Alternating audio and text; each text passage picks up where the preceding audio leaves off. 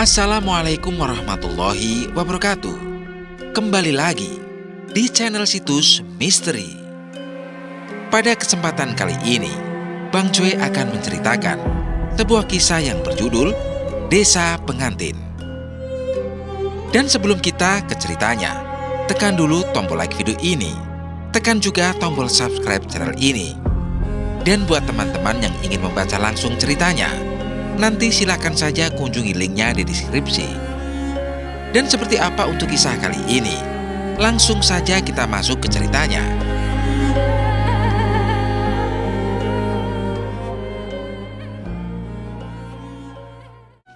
Malam itu, pandangan mereka terpana melihat berbagai gerakan tari di tempat itu.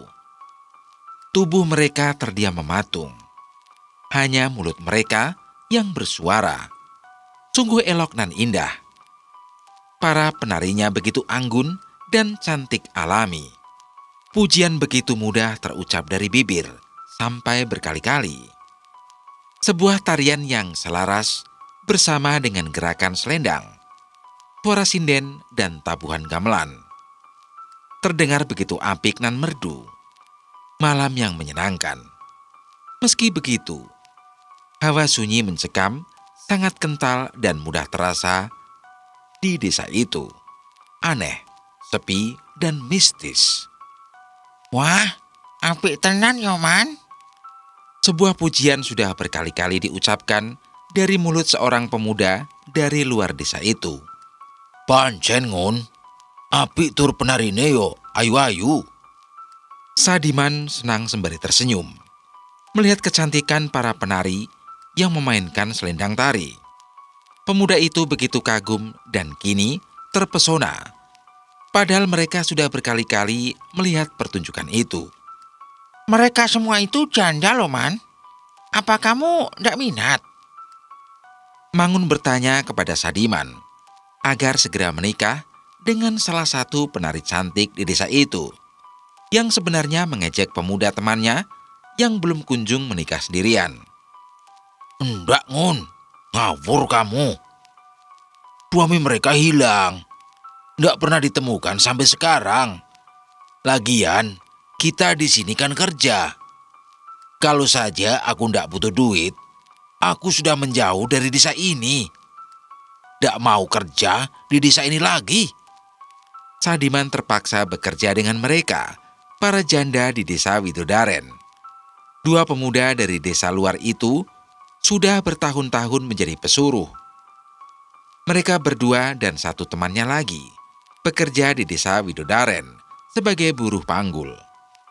Tak hanya mereka, beberapa pemuda desa luar juga dipekerjakan untuk segala keperluan. Mulai dari menanam padi, sayur, mencari rumput pakan ternak, dan memanen hasil bumi. Bahkan untuk acara hajatan dan pertunjukan kesenian, mereka diperintah untuk ikut membantu. Meski menjadi pekerja kelas rendahan, penghasilan mereka terbilang lebih dari cukup. Setiap ada panggilan kerja, mereka selalu membawa pulang uang senilai 1 ekor anak kambing. Begitu menggiurkan dan membuat mereka tertarik bekerja di desa Widodaren. Para janda di desa Widodaren terbilang kalangan mampu dibanding berbagai desa di sekitarnya. Iya man, kenapa ya bisa begitu? Tanya Mangun penasaran. Bertahun-tahun bekerja tak pernah ada jawaban pasti atas menghilangnya para suami atau pemuda di desa itu. Merinding aku ngun. Jangan ngomong soal ini. Pamali ngun. Tegur Sadiman sembari mengusap bulu kuduknya yang berdiri sepanjang pergelangan tangan kirinya. Tempat itu ramai oleh warga setempat dan pengunjung yang datang. Nampak para penari, sinden, penabuh gamelan, dan penonton berkumpul menjadi satu di malam itu. Kesenian tayub, kata warga begitulah nama pertunjukan kesenian itu. Dua pemuda luar desa itu yang sedang asyik menonton pertunjukan seni tari. Mereka berdiri di antara kerumunan orang di depan pendopo desa. Pada bangunan berukuran sepuluhan meter persegi, dengan ruangan terbuka. Disangga dengan kayu besar di tengah, berjumlah 4 tiang. Sementara tiang kecil banyak menyangga di sudut tepi luarnya. Ukiran banyak ditemukan di tiang utama dan bagian atap. Bangunan itu berbentuk rumah adat Jawa, berupa joglo, beratapkan genteng tanah liat. Tanpa dinding pelindung, baik tembok atau papan kayu. Memiliki lantai ubin berwarna kuning. Berukuran sedang, bukan sejenis keramik, melainkan ubin tempo dulu. Pendopo desa itu sedang ramai dikunjungi berbagai orang. Nampak mereka berdiri saling berdesakan melihat pertunjukan di malam itu. Semua orang berkumpul, mulai dari warga desa Widodaren, warga desa luar, hingga para pengunjung dari luar kota, termasuk para pekerja buruh panggul dari luar desa itu. Ada Mangun dan Sadiman. Mereka yang datang di luar kota, sengaja berlibur dan menginap di luar desa Widodaren. Penginapan berupa rumah warga yang disewakan. Lalu ikut bersama pengunjung lain, mendatangi tempat itu. Persis di malam Selasa Kliwon, saat pertunjukan seni tari itu berlangsung. "Ngun, bangun," ucap Sadiman. "Ada apa, Man?" Jawab Mangun sembari bertanya. Nampak pemuda itu terganggu karena temannya mengajak berbicara, bukan fokus menonton pertunjukan kesenian itu.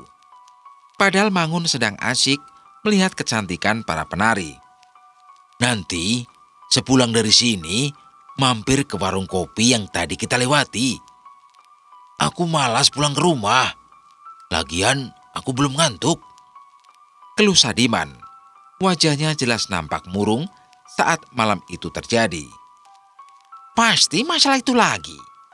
Mbok ya buruan nikah. Biar ndak jadi pemuda tua. Biar orang tuamu ndak ngumbar-ngumbar kamu terus. Apa gunanya burung itu, Man?" Kekeh Mangun berbicara, sembari mengejek terus-menerus teman karibnya itu. "Alah, gampang soal burung, Ngun. Kalau ndak laku-laku ya dijual aja. Gampang toh." Ucap spontan Sadiman sembari bercanda. Dan tidak mau memikirkan permasalahannya itu. Berkali-kali orang tua Sadiman mendesak agar pemuda itu segera menikah. Sementara Mangun sendiri baru saja menikah 1 tahun yang lalu. Menikahi seorang gadis mantan penari di desa Widodaren. Kini istrinya sudah mengandung dan sedang menunggu hari persalinan. Tarji, sahabat mereka berdua, juga sudah menikah setahun yang lalu. Meski belum dikaruniai seorang keturunan, karena itu hanya Sadiman yang menjadi tuna asmara sendirian. "Mana laku, Man?" Mangun tertawa. Tarji, kok ndak ikut 2 hari ini? Kenapa? Kemarin juga ndak ikut kerja angon wedhus. Biasanya paling semangat kalau ada panggilan kerja seperti malam ini." Mangun kembali dengan mempertanyakan Tarji yang 2 hari tak terlihat batang hidungnya. "Besok ke rumahnya, Ngun. Bagaimana?" Usul Sadiman. "Iya, benar itu. Ada apa kok Tarji begitu ya? Ndak biasanya loh." Mangun keheranan dengan sikap Tarji 2 hari belakangan ini yang tak masuk kerja. Mereka bertiga merupakan teman karib, senasib dan sepenanggungan. Bekerja menjadi buruh di desa Widodaren. Mengabdi kepada para janda itu. Mangun dikenal sebagai pemuda yang suka bercanda dan suka mengejek. Sadiman sendiri dia kocak dan sedikit aneh. Hanya Tarji yang dikenal serius dan sedikit berbicara. Bisa dikatakan pemuda inilah yang paling normal. 3 perpaduan teman yang khas dan saling melengkapi. Malam itu 9 penari dengan memakai busana adat Jawa, sanggul, selendang merah, dan berkebaya coklat bermotif batik. Tengah melakukan gerakan tarian tertentu, diiringi melodi yang begitu indah dari sekelompok penabuh gamelan. Mereka adalah para pria paruh baya. Pakaian mereka memakai belangkon berwarna merah. Atasan mengenakan baju batik lengan panjang. Bawahan menggunakan semacam sarung. Ciri-ciri sarung yang dikenakan memiliki motif batik kemerahan didominasi warna hitam gelap. Sedangkan dua sinden, wanita berusia separuh baya, bersanggul dan berkebaya hitam. Berselendang serupa warnanya, sama-sama hitam. Duduk di antara para penabuh gamelan. Mereka kelompok kesenian tayub merupakan warga asli Widodaren, kecuali para pria paruh baya yang menabuh gamelan itu berasal dari desa luar. Sinden adalah penyanyi adat Jawa yang duduk bersama para penabuh gamelan, melantunkan tembang-tembang Jawa tempo dulu. Sekelompok lengkap seni tari itu sedang menunjukkan keahlian mereka di dalam pendopo desa setempat. Semua orang nampak riang dan bahagia menikmati pertunjukan itu. Meski hawa di malam hari itu begitu dingin, penerangan di pendopo desa tak begitu terang cahayanya, hanya disinari dengan lampu 5 watt, berjumlah 2 buah. Lampu berbentuk bola tempo dulu. Terima kasih banyak untuk para penonton. Acara pertunjukan seni tari ini telah selesai. Sekarang waktunya semua penonton mengikuti acara yang terakhir. Seorang janda yang menjadi ketua dari kelompok pertunjukan itu. Seketika setelah itu, para janda perawan yang merupakan warga desa Widodaren keluar. Mereka ada yang membawa daun pisang, ada juga yang membawa wadah anyaman bambu berisikan nasi putih. Sedangkan yang lain, mereka membawa makanan tradisional, lauk pauk dengan lengkap. Daging ayam dan kerbau juga tersedia. Semua diatur sedemikian rupa di depan pendopo desa. Tepat di atas tanah, dikelilingi beberapa pohon beringin yang besar. Semua orang duduk berbaris rapi. Mereka mengelilingi daun pisang yang dirangkai dengan panjang bisa sampai 7 meter lebih. Semua sudah tersaji hidangan makanan lengkap. Dari yang makanan berat hingga jajanan basah khas pasar desa. Bahkan buah pisang juga ada di sana. Begitu menggiurkan, siapapun bisa memakan secara gratis, tanpa harus membayar sepeser pun. Ayo kita makan, Ngun. Aku sudah lapar dari tadi. Ajak Sadiman bergegas duduk di depan daun pisang di atas lantai. Baiklah, ayo. Ucap Maun senang. Semua orang menikmati hidangan yang tersedia, hingga mereka kenyang. Sisa makanan juga boleh mereka bawa pulang. Setelah rangkaian acara kesenian itu selesai, mulai dari sambutan Bu Kades, Bu Ketua dari kelompok kesenian, pertunjukan seni tari, hingga makan bersama, dan penutupan dari Bu Kades. Semua sudah dilakukan di pendopo desa itu. Sekali lagi, kami ucapkan terima kasih sudah menyempatkan datang ke sini. Silakan kalian bisa segera pulang. Para pekerja, tunggu sebentar. Ambil upah kalian ke Bu Ketua. Bu Kades berbicara, bernama Nyai Woro. Seorang janda yang diangkat menjadi kepala desa itu mengangkat tangan kanan memberikan arah. Beberapa warga yang datang mengucapkan rasa terima kasih dan berpamitan pulang. Setelah selesai, suasana perlahan berubah mencekam. Desa itu terasa lebih dingin. Angin berhembus lebih kuat. Burung hitam di atas pohon berhamburan beterbangan pergi menjauh. Semua penonton harus segera dibubarkan. Saat malam itu, seorang nenek tua yang tak waras datang ikut menyusul ke sana. Berjalan aneh sendirian dari hutan, berbicara tak jelas dengan bahasa Jawa, sembari menatap ke atas tanpa melihat jalanan yang dilewati. Dia mengatakan, Sing lanang teko ora iso mulih. entah apa yang dimaksud. Namun yang terdengar, dia mengatakan, siapapun laki-laki yang datang tak bisa kembali. Siapa yang tidak bisa pulang, Ngun? Sadiman bertanya. Ayo ambil upah kita. Lalu cepat pergi dari sini. Mangun menjawab saat tiba-tiba mulai merasakan hawa aneh. Mereka berdua berjalan, mendekat ke arah Bu Ketua, salah satu janda cantik di desa Widodaren yang memimpin kelompok kesenian itu. Para pekerja berbaris mengantri. Bu Ketua membagikan upah pada satu persatu dari mereka. Lalu setelah menerima itu, mereka langsung bergegas pergi. Desa itu namanya Widodaren, desa yang hanya dihuni oleh para janda dan perawan. Semua wanita di sana amat cantik, anggun, dan berkulit putih langsat khas pedesaan. Tak heran nama desa itu adalah Widodaren, sebuah nama yang memiliki arti bidadari.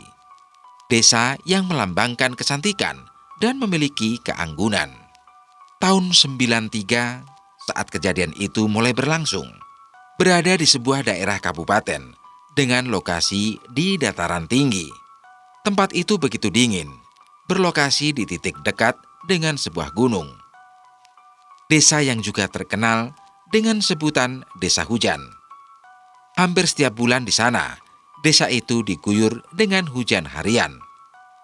Bahkan di saat bulan kemarau sekalipun, hujan tetap akan datang meski intensitasnya mulai berkurang. Meski tidak pasti setiap hari.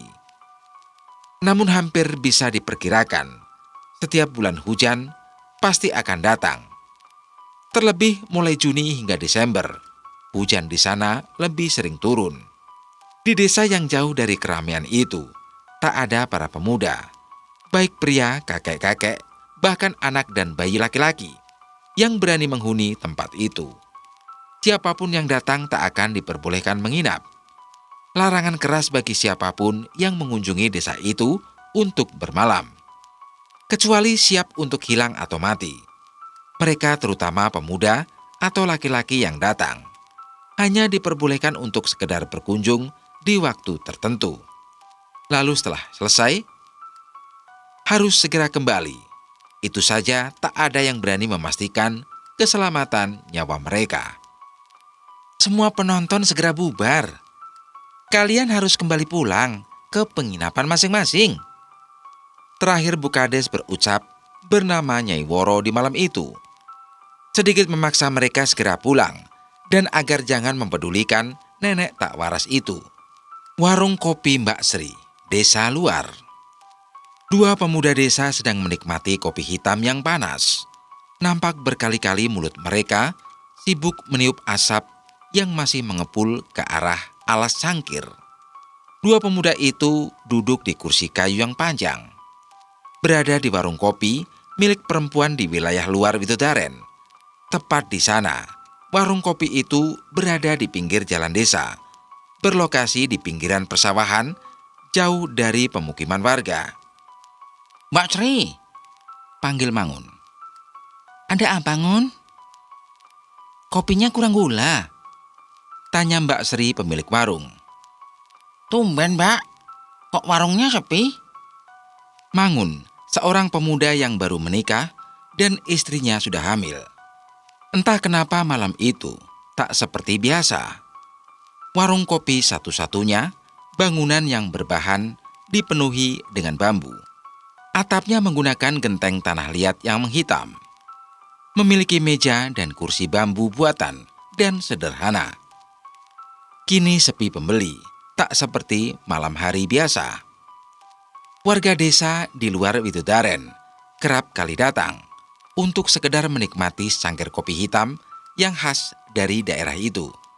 Iya, Mbak. Kok sepi? Sadiman membenarkan ucapan Mangun itu. Belum juga Mbak Sri menjawab untuk merespon perkataan Mangun dan Sadiman.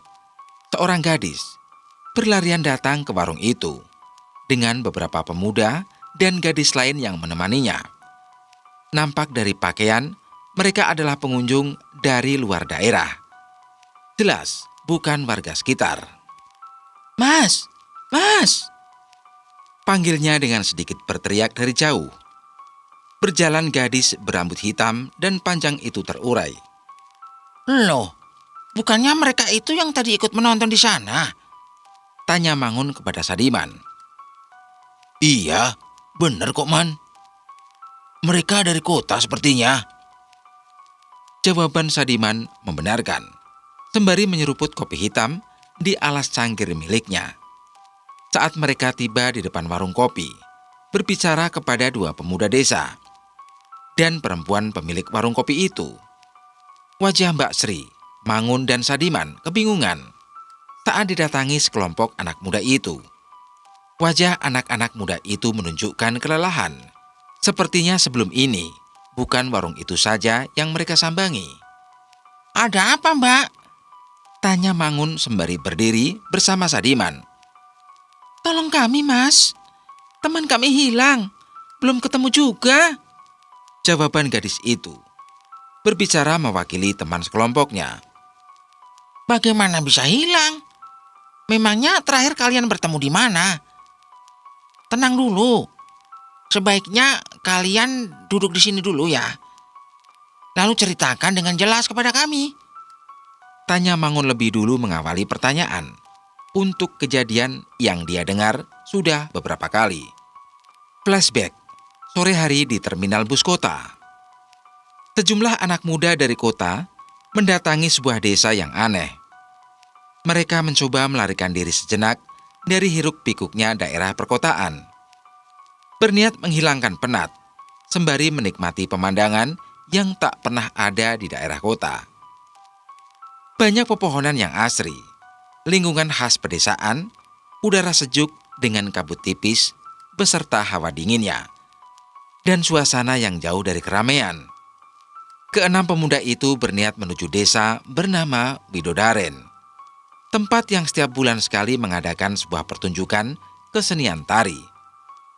Uniknya desa itu, semua penghuninya adalah janda. Sebut saja mereka semua adalah Adi, Bayu, Chandra, Hani, Irma, dan Jenny. 3 laki-laki dan 3 perempuan. Hari itu mereka sudah berkemas. Nampak beberapa tas hitam tergeletak di dekat kaki, berada di atas lantai semen pada teras sebuah terminal. Wadah itu penuh dengan barang bawaan mereka.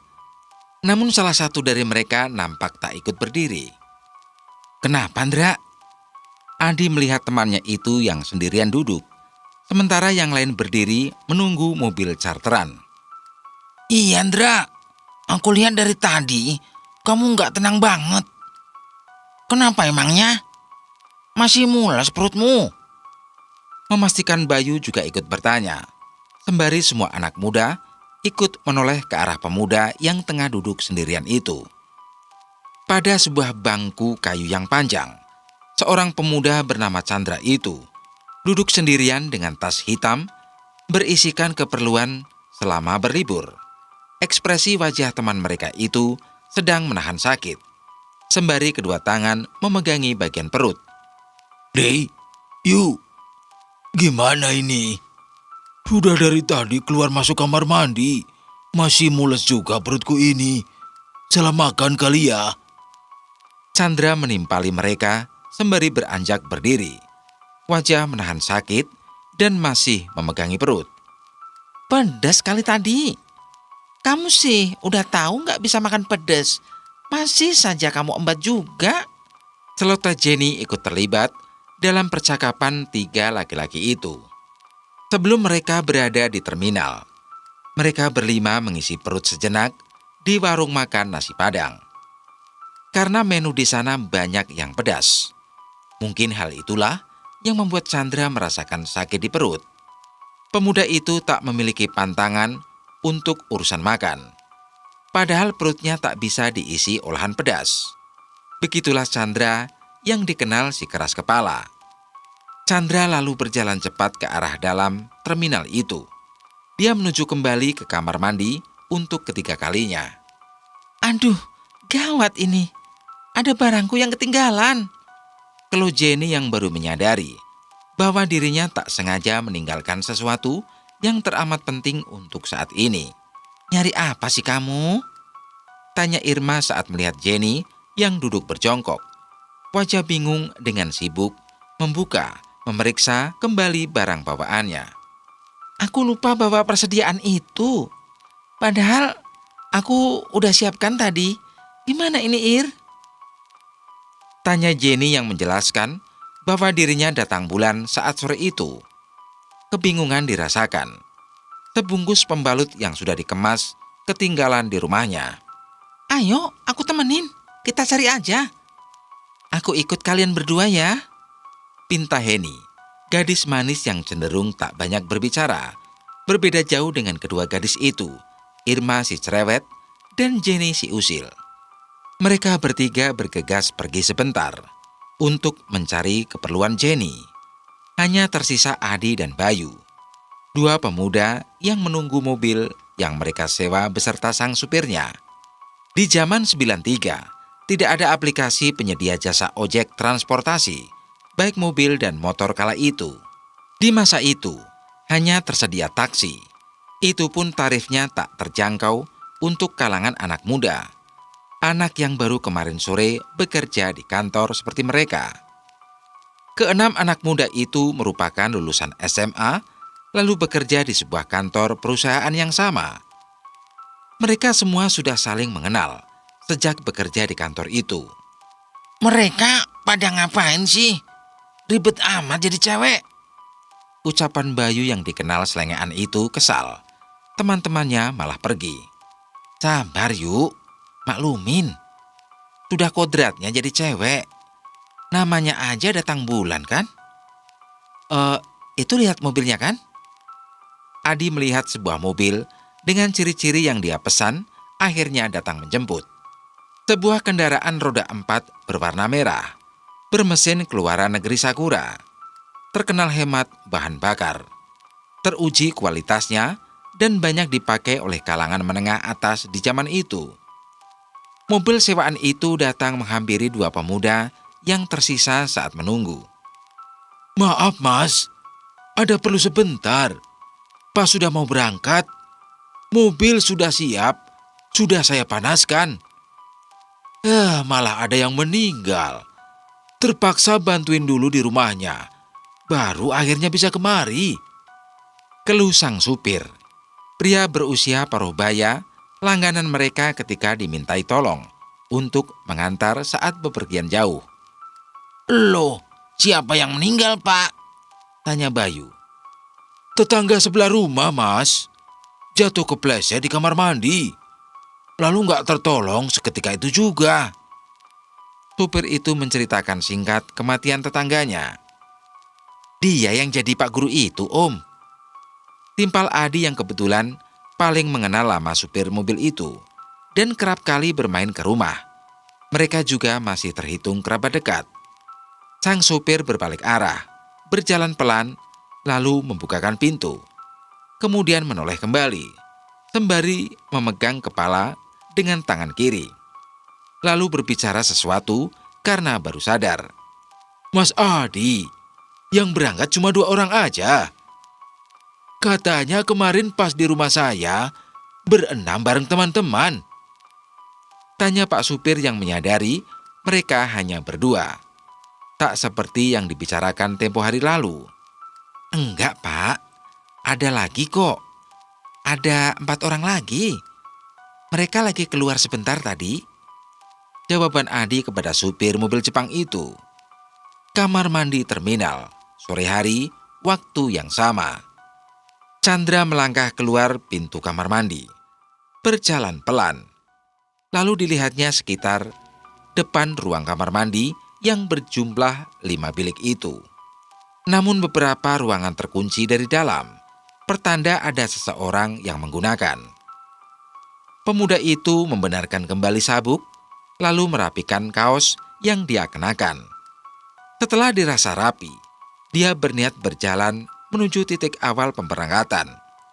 Namun hanya 1 langkah kaki ke depan, sesuatu mengagetkan Chandra saat sore hari itu. Astaga, Ucap Chandra saat itu. Pemuda itu tercengang bukan main. Saat pergelangan kaki kirinya dipegang erat oleh sebuah tangan. Dilihat baik-baik tangan itu. Keriput, kusam, dan berkulit tak bersih. Ternyata tangan seorang nenek tua dengan pakaian lusuh dan berambut putih beruban. Menahan pergerakan langkah dari pemuda tadi, dari posisinya duduk tanpa alas di lantai. Pakaian nenek tua itu seperti orang kampung. Baju atasnya menggunakan kemben hitam, ditutupi kebaya berwarna merah gelap. Sementara bagian bawah mengenakan jarik yang dipakai sebagai rok. Sayangnya pakaian si nenek itu begitu lusuh. Wajah kusam dan rambut memutih. Dibiarkan terurai, berantakan, dan menyentuh lantai. Nenek tua itu tak memakai alas kaki. Jangan pergi, Tegur nenek tua itu. Maaf mbah, aku kaget. Oh iya, ini buat si Mbah. Chandra bersikap sopan, menunduk dan sedikit berjongkok, memberikan selembar uang kertas Rp500, bergambar seekor kera, uang yang dibawa untuk berlibur.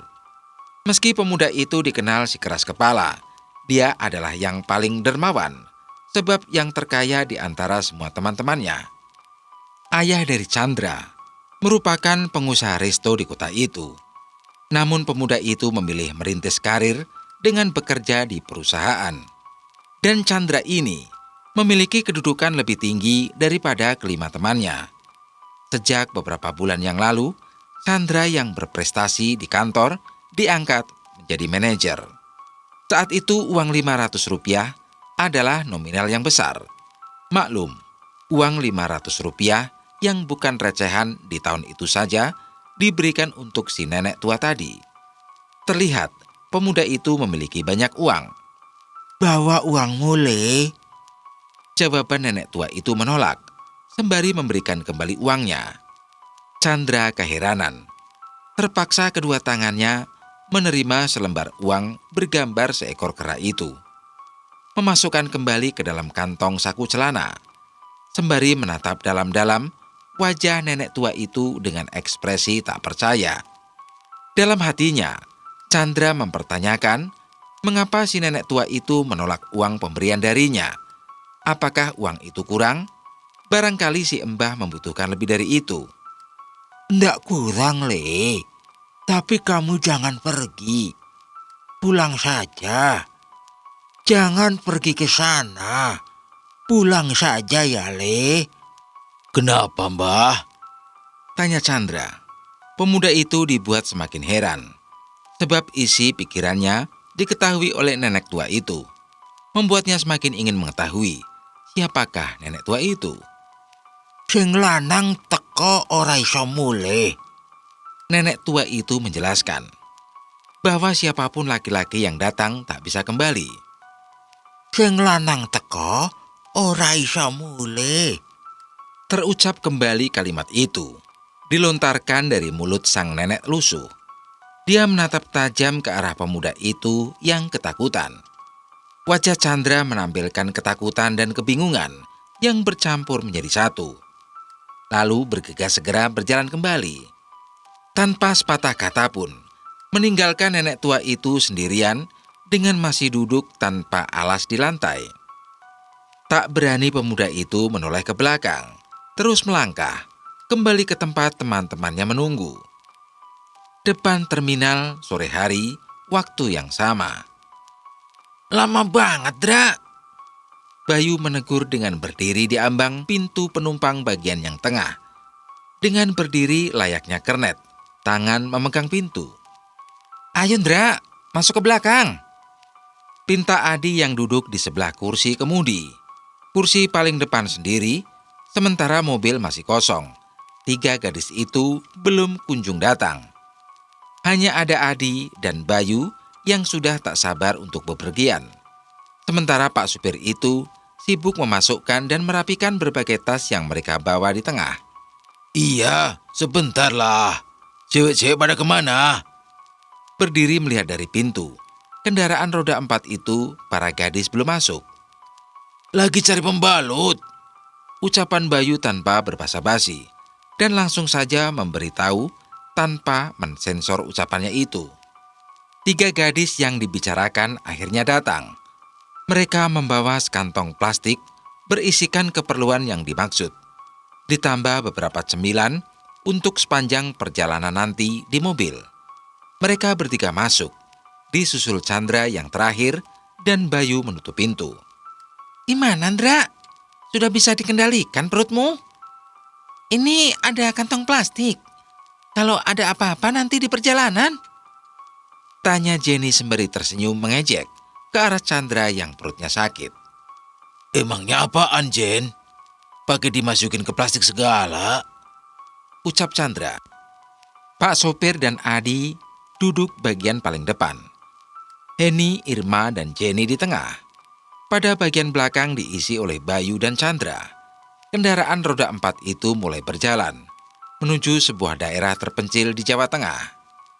Dalam sebuah perjalanan, sekitar 2 jam lebih. Sebuah nyanyian yang berlangsung dan dinyanyikan oleh mereka semua kecuali Pak Supir yang sedang fokus mengemudi. Henny dan Adi yang terkenal irit berbicara hanya ikut bersuara sedikit dan lebih pelan. Sementara yang paling keras Irma dan Bayu. Sampai-sampai pemuda bernama Bayu itu memainkan tangannya dan berjoget di dalam mobil. Berapa jam perjalanannya, Om? Biar bisa sampai sana, tanya Adi. Lumayan, Mas. Mungkin bisa sampai 4 jam. Ini sudah setengah perjalanan. Saya pernah ke sana, Mas. Cuma sampai di area kotanya saja. Waktu itu juga mengantar orang. Kalau ini kan masih masuk ke desanya. Memastikan Pak Supir bertanya dan juga bercerita. Iya, Om. Tapi kami belum pernah ke sana sama sekali. Teman-teman ini juga belum tahu jalannya untuk masuk ke desa itu. Ucap Adi berterus terang. Gampang, Mas.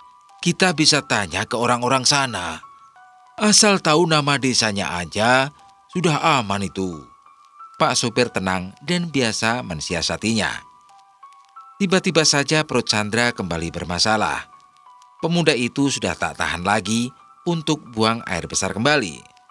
Namun saat mobil masih melaju, tak dilihatnya di sekitar sana sebuah terminal, masjid, atau pom bensin untuk berhenti. Maaf, Pak. Perutku sakit. Apa bisa berhenti sebentar? Chandra memotong percakapan mereka berdua.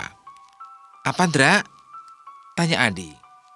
Berhenti dulu, Di. Aku mau buang air besar ke toilet. Ucap Chandra mulai tak bisa menahan isi perutnya. Maaf, Mas. Tapi di sini belum ada pemberhentian.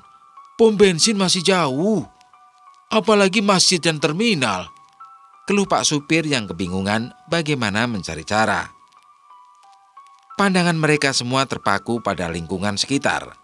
Dalam perjalanan itu, samping kanan dan kiri mereka adalah kawasan hutan milik perhutani.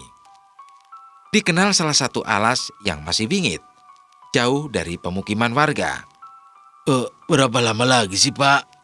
Sudah nggak kuat ini. Chandra benar-benar menahan perutnya waktu itu. Sudah, Ndra. Cari tempat di sini saja. Daripada keluar di celana.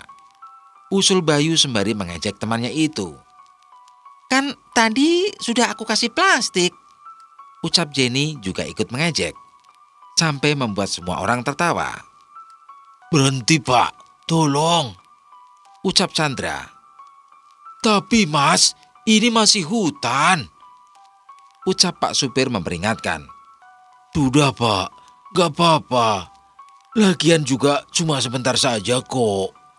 Keke Chandra dengan sangat memaksa. Melihat pemuda itu begitu memaksa untuk berhenti. Pada akhirnya pria paruh baya itu tak kuasa menahan lagi. Kendaraan roda 4 itu baru menepi perlahan. Setelah benar-benar berhenti dan mesin dimatikan, Pak sopir membuka pintu belakang. Chandra lalu bergegas keluar. Berdiri bersama sang supir di belakang mobil. Pandangan Chandra terfokus mencari titik lokasi dijadikan sarana membuang hajat. Tunggu di sini ya, Pak. Ucap Chandra. Tapi, Mas, hutan di sini masih perawan. Kita nggak boleh sembarangan. Tegur Pak supir masih berusaha menahan Chandra tak sembarangan buang hajat di sana dan memilih tempat lain. Tapi aku sudah nggak kuat, Pak. Mau bagaimana lagi? Ucap Chandra yang keras kepala dan akhirnya tetap pergi. Dia masuk ke dalam hutan, memasuki pepohonan di saat itu. Hari mulai senja. Setelah dirasa menemukan tempat yang pas, pemuda itu melancarkan aksinya. Beberapa saat berlalu, dia kembali dengan perasaan lega. Sudah, Pak. Ayo kita teruskan lagi. Ajak Chandra yang sudah selesai. Tak ada yang aneh selama perjalanan selanjutnya. Namun tiba-tiba setelah itu, berapa saat berlalu, mungkin sekitar 30-an menit, meneruskan perjalanan. Kendaraan roda 4 itu mogok di tengah jalan. "Ada apa, Om?" tanya Adi. Biar saya periksa dulu, Mas. Sebut Pak supir melangkah pergi keluar. Dengan membuka pintu kemudi, nampak wajah pria pengemudi mobil itu kebingungan. Melihat ke sana kemari, mengamati sekitar seolah mencari bantuan. Adi, Bayu, dan Chandra keluar berusaha bertanya pada Pak supir itu. Kenapa, Pak, mesinnya? Apa ada yang rusak? Sepertinya bengkel di sini jauh. Ini saja masih hutan, kan? Bayu bertanya sembari mengamati mesin di kap mobil bagian depan. Kendaraan roda 4 yang dikenal cocok untuk keluarga itu. Butuh air, Mas, buat ini. Tunjuk Pak sopir ke arah kap mesin. Aduh, bagaimana kita nyari airnya? Keluh Chandra waktu itu. Lihat itu, tunjuk Adi. Pemuda itu memberitahu ke arah belakang mereka, yaitu di seberang jalan bagian depan mobil. Sekitar 10 meter tak jauh dari sana, seorang nenek tua yang lusuh berjalan dengan membawa kayu bakar di punggung, tanpa mengenakan alas kaki. Saat mereka melihat nenek tua itu, sebuah air dalam botol bekas dia bawa. Nampaknya itu merupakan air minum. Ayo ke sana, ajak Bayu. Mereka semua mendatangi nenek tua itu, Pak sopir, Adi, dan Bayu. Kecuali Chandra yang justru diam mematung sendirian. Tanpa berbicara sedikit pun pada mereka. Melihat seorang nenek tua itu sama persis, bahkan bajunya tak berbeda sama sekali. Nenek yang sama saat bertemu di terminal. Nenek tua itu, pikir Chandra. Maaf, Mbah. Mesin mobil kami butuh air. Bolehkah kami minta airnya? Ucap Pak sopir pada nenek tua itu. Kalian mau kemana? Pulang saja, ucapnya. Nenek tua itu berbicara membawa kayu bakar di punggung yang diikat dengan kain jarik lusuh. Sembari memegang botol berisi air, berjalan tertatih. Hari mulai petang. Perjalanan pun akan dilanjutkan. Iki gowo wae. Nenek tua berbicara dengan menggunakan bahasa Jawa, sembari memberikan air minumnya dalam botol bekas, lalu berjalan meninggalkan mereka. Terima kasih, Mbah, Pak sopir berucap, namun tak ada jawaban dari nenek tua itu. Mereka lalu membawa benda tadi, namun Chandra hanya mengamati saja dari jauh. Tubuh pemuda itu kaku mematung, sembari memikirkan kejadian selama perjalanan dari awal. Bagaimana mungkin nenek yang sama juga bertemu lagi di sini, pikir pemuda itu. Beberapa langkah menyeberang jalan raya, Pak supir, Adi, dan Bayu kembali ke depan mobil, menyelesaikan kendala waktu itu. Tak berlangsung lama, kendaraan dapat kembali normal. Biar Bapak coba dulu. Pak sopir berjalan ke arah pintu kemudi. Dibuka pintu itu dan masuk, mencoba menyalakan kendaraan. Bisa, Pak? Bayu senang melihat kendaraan roda 4 itu menyala, sembari memberikan jempolnya untuk pria paruh baya itu. Iya, Mas. Kalian bertiga masuk, pinta pria paruh baya berpakaian kerah itu, yang mana sudah keluar dari kursi kemudi. Bayu lebih dulu berjalan mendekat ke arah pintu belakang. Disusul di belakang Chandra, Adi masuk ke kursi depan yang ada di sebelah pengemudi. Pak sopir menutup pintu belakang. Mereka berdua berada duduk di kursi buatan di bagasi mobil keluarga. 2 kursi kecil yang saling berhadapan. Hari mulai petang. Kendaraan melaju dengan menambah kecepatan, berusaha agar tak sampai di tempat itu saat memasuki waktu malam. Sebab sopir dan semua yang di mobil belum tahu arah jalan menuju lokasi. Jika terlalu malam, maka dipastikan akan kesulitan mencari orang untuk menunjukkan jalan. "Jangan cepat-cepat, Pak," Irma yang cerewet namun penakut itu. Maaf, Mbak. Sudah mulai malam soalnya. Takutnya sampai sana kemalaman nanti. Pak sopir menjelaskan, terpaksa menaikkan laju kendaraan roda 4 itu. "Ya sudahlah, Pak. Tapi hati-hati ya," ujar Irma memperingatkan. 2 jam berlalu, sampai di alun-alun kabupaten, sebuah daerah kabupaten yang berada di Jawa Tengah. Kawasan daerah itu masih dekat dengan sebuah gunung yang sering dijadikan tujuan pendakian. Daerah dengan hawa dingin dan juga masih asri. Menurut perhitungan pemerintah kabupaten waktu itu, tersedia 65% wilayah di daerah itu yang masih berada di kawasan hutan. Mereka semua sudah beristirahat sejenak di sebuah rumah makan sederhana. Beberapa piring di meja kayu itu sudah kosong. Masakan dengan menu pecel lele itu telah disantap tanpa sisa. Maklum, mereka sudah menahan lapar selama dalam perjalanan. Sudah, ayo kita lanjutkan, Pak. Biar cepat sampai.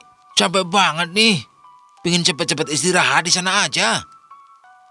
Keluh Bayu sembari merebahkan badan dan menikmati pemandangan dari kaca kursi belakang. Yang lain bagaimana ini?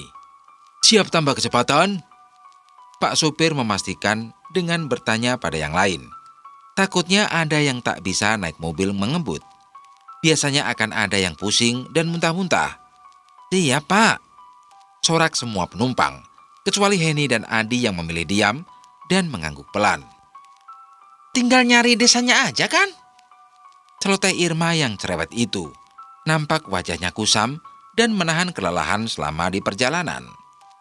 Desa terluar sebelum ke Widodaren. Berbekal informasi dari penjual pecel lele pinggir jalan, Pak sopir mengemudikan mobil itu sampai ke dekat lokasi tujuan. Hanya menambah waktu tempuh 40-an menit. Mereka sudah sampai di desa terluar, sebuah wilayah yang dekat dari desa yang dituju. Ketika mereka sampai, hari itu sudah begitu malam. Sekitar jam 10 malam. Mereka semua bertanya kepada seseorang di sebuah desa terluar. Salah satu orang yang ikut menjaga pos ronda tengah sibuk bermain kartu, membuat lindingan rokok, menikmati kopi hitam, dan bersendau gurau. Mereka semua asik sampai tak begitu memperhatikan mobil itu sampai di depan mereka.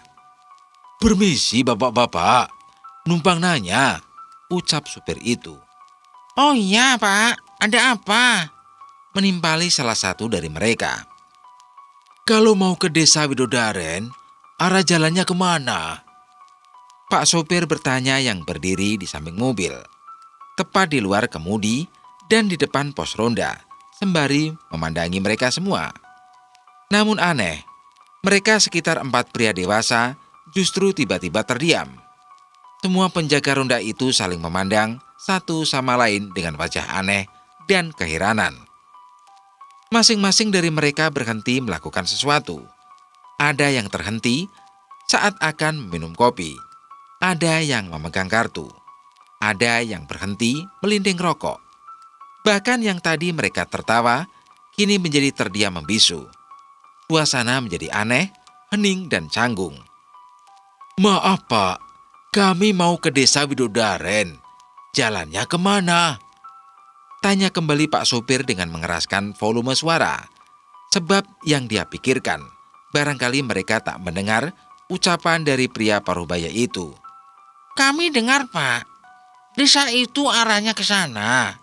Dikit lagi juga nyampe. Tapi kenapa kalian mau ke desa itu?" Salah satu dari mereka akhirnya menanggapi dengan nada serius dan wajah tegang. Cangkir kopinya sampai ditaruh kembali, diturunkan ke alas cangkir. Kami mau liburan Pak, mencari suasana baru yang segar. Nampaknya sekitar sini lingkungannya bagus. Kata orang kota, Widodaren bagus suasananya.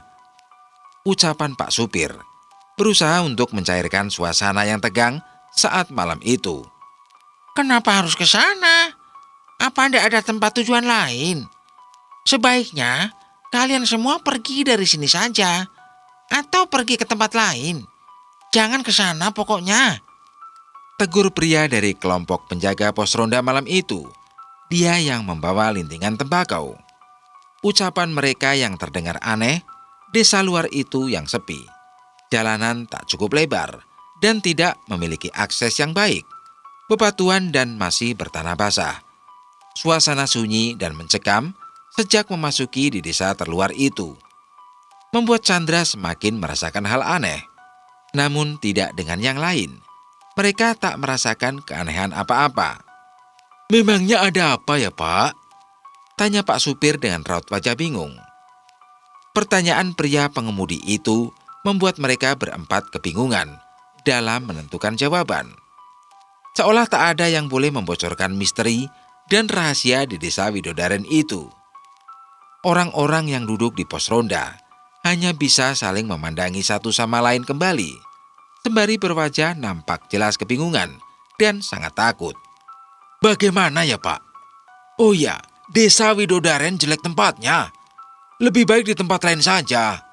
Lagian desa itu hanya bisa ditempuh dengan jalan kaki. Kalian pasti akan lelah kalau ke sana. Wisatanya minim. Tidak ada seru-serunya sama sekali. Sebaiknya Bapak pergi saja. Ucapan salah satu pria penjaga pos ronda lain ikut membantu menjawab. Tapi kabarnya ada acara kesenian setiap bulan sekali. Ada sungai besar dan jernih juga. Tempatnya asri kok, Pak. Dari info yang saya dapat. Lagi pula tanggung sekali, Pak. Kami sudah jauh-jauh kemari. Tolong tunjukkan saja jalannya. Pak supir itu bertekad bulat untuk ke sana, sebab mobilnya sudah disewa. Baiklah, kendaraan roda 4 Bapak bisa dititipkan ke Pak Kades. Lalu Bapak dan rombongan menginap di sana selama liburan. Baru besoknya kalian bisa ke desa itu dengan berjalan kaki. Pria tadi menjelaskan kembali. Dia yang meletakkan lintingan tembakau. Tapi kan, ucapan yang lain hampir saja kelepasan mengatakan sesuatu. Namun urung mengatakannya. Tapi kenapa, Pak? Tanya Pak supir menimpali. Oh, tidak apa-apa. Tidak apa-apa, Pak. Jawaban pria yang kelepasan itu, sembari menutup mulutnya dengan dua tangan. Oh iya, Pak. Tadi katanya ke sana, jalan kakinya besok. Apa ndak bisa malam ini langsung ke sana saja? Ucapan Pak sopir memastikan apa yang baru saja dia dengar. Sudah, Pak. Aturan di desa ini begitu. Lagi pula tidak boleh malam-malam ke desa itu. Maksud saya, Bapak dan rombongan pasti capek. Alangkah baiknya kalian semua beristirahat di rumah Pak Kades di desa ini. Lagi pula mobil Bapak tidak bisa masuk ke desa Widodaren. Tenang, Pak. Pak Kades, rumahnya sudah sering dijadikan menginap oleh pengunjung. Ucapannya kembali menerangkan lebih jauh. Namun sama saja seperti temannya tadi. Hampir saja mengatakan sesuatu yang entah apa, namun nampak terlarang untuk dibicarakan. Ya sudah, Pak. Boleh saya diantarkan? Pinta Pak supir. Mari, Pak. Jawabnya. Kediaman Kades Widongkal, desa terluar malam hari. Pria paruh baya itu mengajak salah satu penjaga pos ronda yang bertugas malam itu untuk naik ke mobil. Dia duduk di sebelah Adi, barisan kursi paling depan mobil itu. Lintingan tembakau itu urung dia bakar untuk dinikmati. Salah satu keindahan warga desa kecil adalah keramah tamahannya. Jelas itu bisa didapat saat bertemu dengan pria yang menjaga pos ronda ini. Ke sini ya, Pak. Memastikan supir itu mengambil jalan ke rumah Pak Kades desa terluar. Mobil berjalan pelan. Enggak, Pak. Betul. Nah, Itu rumahnya. Tunjuk penjaga pos ronda itu. Rumah dengan warna dinding kayu coklat kehitaman. Mereka masuk ke sebuah pekarangan rumah yang sangat luas. Terdapat 3 pohon mangga yang tengah berbuah di sana. Lalu pagar kayu yang rapi dan memiliki warna putih. Terdapat kotak kayu dengan 2 tiang plang dengan nama Kepala Desa Wedongkal. Nama desa terluar yang berbatasan langsung dengan Desa Widodaren. Hanya dipisah kebun-kebun sayur milik warga setempat. Monggo, silakan masuk. Ucapan seorang wanita Parubaya, istrinya Pak Kepala Desa. Terima kasih, Bu. Jawab pengemudi mobil sewaan itu. Mereka masuk ke ruang tamu. Sebuah rumah bermodel Jawa, joglo dengan nuansa dipenuhi kayu yang diberi warna kecoklatan tua. Rumah itu sangat bagus dan luas. Pak, ada tamu. Katanya dari luar kota. Ucapan sedikit berteriak sang istri yang terdengar sampai ke ruang tamu. Iya, Bu. Jawab sang suami Pak Kades. Berjalan seorang kepala desa. Pria berusia sekitar kepala 5. Berjalan ke arah meja tamu. Memakai baju kerah, kopiah hitam di kepala, lalu mengenakan sarung yang baru saja dia lipat. Nampak malam itu dia bangun tidur. Saya Pak Kades Desa Wedongkal. Ada apa? Kalian jauh-jauh kemari? Tanya Pak Kades saat malam itu. Kami mau menginap dan menitipkan mobil di sini, Pak. Kebetulan saya supir yang disewa mereka. Ini keponakan saya, Adi, dan teman-temannya mau berlibur ke Widodaren. Ucap Pak supir menjelaskan. Sebentar, Pak. Ucap Pak Kades. Pejabat desa terluar itu berdiri, lalu mengajak penjaga pos ronda itu keluar rumah. Pria yang menjaga pos ronda itu berjalan di belakang, mengikuti langkah kaki Pak Kades. Terlihat dengan jelas di pekarangan rumah itu, mereka berdua berdiri sedang membicarakan sesuatu. Nampak wajah dan gelagat Pak Kades tak enak, seperti marah. Lalu berlangsung 10-an menit. Mereka selesai berbicara, kembali ke dalam, duduk bersama di ruang tamu lagi. Begini, Pak. Sebetulnya Desa Widodaren tak menerima kunjungan lagi. Tapi baiklah, apa boleh buat? Kalian bisa menginap lebih dulu di sini. Biarkan mobil di pekarangan rumah. Kami akan jaga. Dan jangan khawatir, desa ini aman dari maling. Tapi seandainya besok Bapak dan anak-anak berubah pikiran, saya bisa beritahu alternatif lain selain Desa Widodaren. Bahkan lebih bagus tempat dan wisatanya. Pak Kades menjelaskan malam itu. Tapi kenapa ya, Pak? Tanya Pak supir. Tidak apa-apa, Pak. Biar istri saya menyiapkan tempat tidur kalian. Tapi kamar kami terbatas. Hanya ada 2 kamar saja. Ucap Pak Kades. Tidak apa-apa, Pak. Itu saja kami sangat berterima kasih. Kata Pak supir. Ayo aku antar pulang. Ucapan Pak Kades keluar bersama penjaga pos ronda. Nampaknya ada hal serius yang mereka berdua belum selesai bicarakan. Di pekarangan luas itu, mereka berjalan melewati mobil yang terparkir. Lalu melangkahkan kaki ke jalanan desa Wedongkal. Menuju ke arah pos ronda, Pak Kades bersama dengan penjaga pos ronda itu, pria yang mengenakan sarung di leher hingga dada dan perut, dikalungkan untuk menutupi hawa dingin malam itu. Piye kuwi awakmu? Kok iso nerima tamu? Kudune awakmu aja nganti nglebokke wong meneh ning desa kuwi.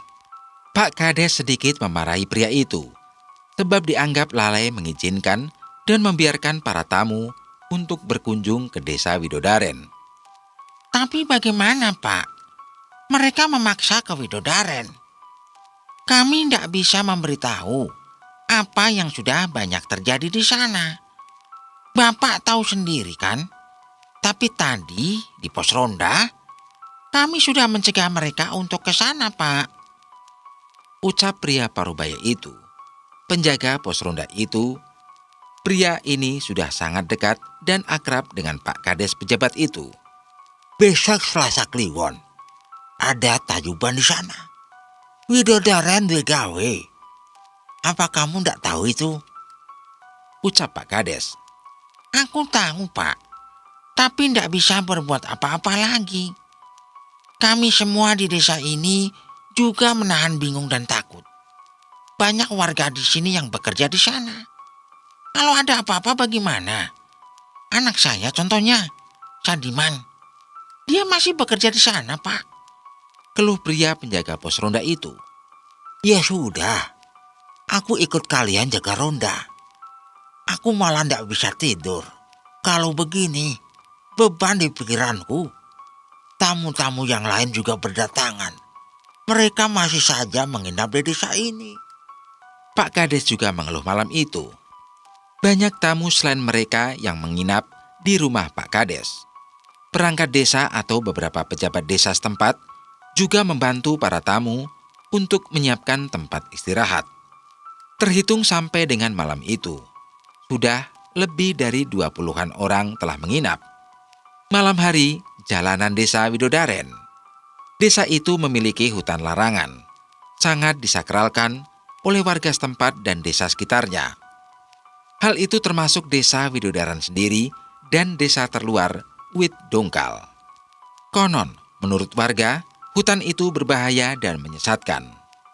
Disebut larangan, dikarenakan hanya warga Widodaren, para janda yang hanya diperbolehkan masuk. Selain itu, dilarang keras siapa saja masuk ke sana. Melanggar pantangan itu fatal akibatnya, antara hilang, tersesat, jadi gila, dan berakhir mati. Di dalam hutan terdapat 2 sumur peninggalan kerajaan terdahulu yang masih memimpin wilayah kabupaten itu. Sumur pertama dengan ditumbuhi pohon beringin. Sumur ini jernih, airnya tak berbau dan sangat segar. Konon dapat menyembuhkan berbagai penyakit, membuat awet muda dan mengabulkan banyak keinginan. Sumur kedua dengan ditumbuhi pohon randu di sebelahnya. Sumur ini sangat keruh, kotor, dan berbau menyengat. Bahkan mirip bangkai. Konon sumur itu juga sakral, namun belum jelas untuk apa kegunaan sumur itu. Bagaimana, Nyai? Tanya Bu Ketua Kesenian. Apa persiapannya sudah lengkap? Kamu sudah mendapatkan pitik walik? Tanya Nyai Woro, menyebutkan pitik walik, sebuah ayam dengan bulu khusus yang mengalami kesalahan genetik secara alami. Bulunya terbalik, melengkung ke atas agak naik. Selain misteri hutan larangan beserta 2 sumurnya, Kampung Janda juga selalu menyelenggarakan acara adat. Sebuah kegiatan adat dan budaya turun-temurun dari dulu. Kesenian itu diadakan dengan menyimpan misteri dan pertanyaan. Setelah acara selesai, berselang sehari atau 2 hari, banyak para suami menghilang. Namun para istri nampak tak begitu mengkhawatirkan hal itu, hingga menyisakan para wanita yang menjanda. Bertahun-tahun kasus itu belum bisa dipecahkan dan diuraikan, hingga muncul berbagai versi cerita dari kejadian itu. Ada yang bilang desa itu terkena kutukan turun-temurun. Ada yang bilang semua janda itu menumbalkan suami mereka untuk keperluan gaib. Ada pula yang bilang suami-suami dari mereka tersesat di hutan larangan dan tak pernah kembali. Konon kabar beredar, para istri menjanda dengan perawannya yang utuh. Bahkan beberapa dari mereka yang berhasil hamil lalu melahirkan akan kembali perawan seperti sedia kala. Namun ada 2 pantangan yang diyakini terjadi di sana. Pantangan pertama, bila kelahiran laki-laki, maka sang bayi harus dibawa ke hutan larangan, dimasukkan ke sebuah pemukiman khusus para laki-laki. Namun tak pernah ada yang tahu bagaimana kehidupan pemukiman itu. Lantas, jika bayi itu perempuan, mereka harus menetap seumur hidup di desa Widodaren. Dan pantangan kedua ini, tak boleh mereka keluar dari desa itu, meski hanya sebentar. Semua bayi perempuan yang beranjak remaja akan dilatih secara keras menjadi penari tayub. Mereka dibekali ritual dan lelaku aneh, hingga menjadi mahir. Belum, Nyai, sedikit lagi. ucap Bu Ketua. Besok kamu siapkan. Jangan sampai gagal. Kita harus melakukannya dengan baik. Perintah Nyai Woro, pemimpin adat desa Widodaren, berbicara pada Bu Ketua kelompok kesenian. Inggih Nyai, kami akan lakukan dengan baik. Bu Ketua beranjak pergi, berbalik arah, dan berlalu meninggalkan janda itu. Ruang tamu, rumah Pak Kades Widungkal.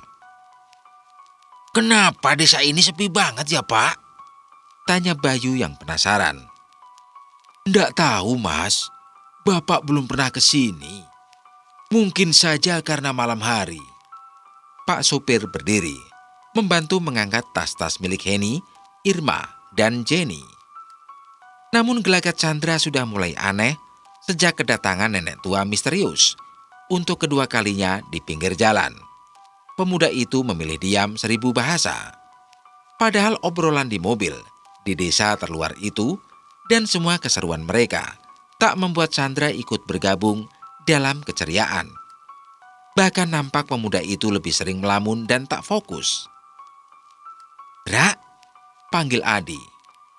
"Dra, Dra," panggil Adi kembali sembari menepuk bahu Chandra yang masih duduk sendirian, sementara yang lain berjalan masuk ke kamar yang ditunjukkan Bu Kades. Iya, Di. Ada apa? Timpal Chandra. "Ayo kita masuk." Apa nggak lebih baik kita pulang saja, Di? Aku mau pulang saja, jangan ke sana. Ucapan Chandra membuat Adi keheranan dan kebingungan. "Pulang? Pulang bagaimana, Ndra?" jawab Adi. Desa Widungkal. Malam itu tingkah Chandra mulai nampak tak beres. Ada sesuatu yang membuatnya ketakutan. Tak mau masuk ke dalam kamar itu. Namun Adi memaksanya untuk ikut masuk. Saat sudah masuk, lalu duduk di pinggiran ranjang kasur. Pemuda itu setelahnya malah terdiam, mematung seakan tak terjadi apa-apa. Padahal sebelumnya, dia ketakutan dan begitu ingin memaksa untuk pulang. Pandangan Chandra ke arah depan, dengan tatapannya yang kosong itu. Tak ada ucapan lagi yang berasal dari mulutnya, membuat siapapun pasti bertanya-tanya dan khawatir. "Dra, kenapa?" Lagi, Adi bertanya pada Chandra. "Kenapa kamu? Ada apa, Dra?" Kamu kenapa, Sindra? Jangan bikin kami takut lah. Nggak seru loh bercandanya. Sahut Bayu yang mulai merasakan keanehan yang tengah terjadi pada diri temannya itu. Bayu memegang bahu kanan Chandra, menggoyangkan sedikit, perlahan, sembari berdiri memandangi anak muda itu. Mereka berdua, Adi dan Bayu, dibuat bingung dengan tingkah Chandra. Malam itu Adi bersama Bayu dan Chandra dalam satu kamar. Juga sama 3 gadis itu juga akan beristirahat di dalam satu kamar. Sementara Pak D sendirian di kamar lain. Saat itu mereka semua sudah memasuki kamar masing-masing. Hanya Pak D yang baru masuk, sebab Bu Kades baru mengantarkannya. Letak kamar Pak D atau si supir berada di paling depan. Sebab kamar paling depan itu berukuran kecil. Kemudian di tengah ruangan kamarnya diisi oleh Heni, Irma, dan Jenny. Lalu ruangan paling ujung atau di belakang diisi oleh Adi, Bayu, dan Chandra. Monggo Pak, di sini apa adanya. Kamar-kamar kami juga tidak banyak. Terbatas. Jadi mohon maaf bila mungkin Bapak dan anak-anak akan merasa kurang nyaman selama tinggal di sini. Iya, Bu Kades, tidak masalah. Kami cukup senang. Di sini asri kok. Rumah ibu dan bapak juga sudah nyaman. Kami pasti betah di sini. Kami malah yang minta maaf karena merepotkan ibu dan bapak. Kami tidak merasa repot kok Pak. Malah kami berterima kasih kalau Bapak dan anak-anak bisa nyaman di sini. Besok pagi jam 7 kita akan sarapan pagi bersama-sama. Nanti tolong anak-anak diberitahu ya Pak. Enggak, Bu Kades. Terima kasih sekali. Sami-sami, Pak. Oh iya, satu hal lagi. Tolong anak-anak diawasi ya, Pak. Jangan masuk ke desa Widodaren sembarangan. Terus tidak boleh malam-malam pergi ke sana. Kalau mereka mau pergi, usahakan pamit dulu. Jangan asal pergi-pergi begitu saja. Iya, Bu. Saya akan awasi. Dan saya bilangin nanti. Tapi, maaf, memangnya ada apa ya, Bu? Tidak ada apa-apa, Pak. Takutnya tersesat saja. Wajah perempuan parubaya itu nampak ketakutan. Namun raut wajahnya tak menunjukkan dengan jelas. Seakan sengaja menutupi ketakutan itu. Entah apa yang disembunyikan oleh Bu Kades pada mereka semua. Tiba-tiba suara berisik terdengar di kamar paling ujung, berada di belakang. Lalu Pak D dan Bu Kades segera berlari ke kamar tadi. Ada apa? Kenapa, Chandra?